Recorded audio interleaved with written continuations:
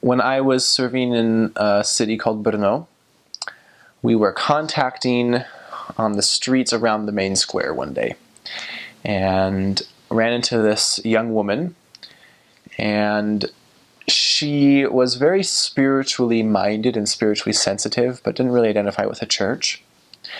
And so she asked what we believed.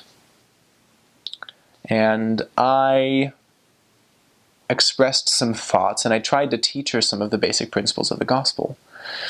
I told her it was something about the positive feelings and the impact that living according to the commandments and the teachings of this church had on my life. And she nodded, and she was very receptive. She said, "I could tell that you really felt that."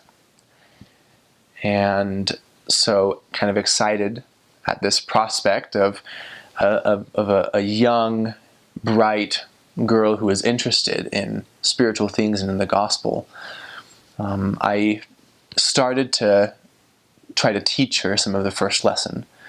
So I told her a couple of memorized points that I had from the first lesson about God being our Heavenly Father and how we are His children and He has sent us to earth to gain experiences. And she looked at me straight in the eye and said, "That sounded like it was read out of a book somewhere. And it didn't really sound like it came from your heart." And I was taken aback. And I didn't tell her this, but I realized that was memorized from a book. That was a line that I just tried to pull out.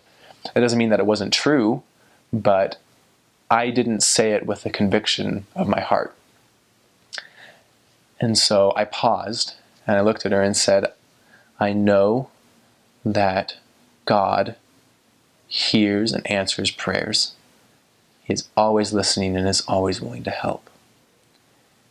And she looked at me and she said, "I got goosebumps when you said that." And it was a powerful learning experience for me of always having the Spirit accompany your words and your testimony. And not saying something because you think that you should in that situation, but saying things that the Spirit tells you and that your heart tells you to say.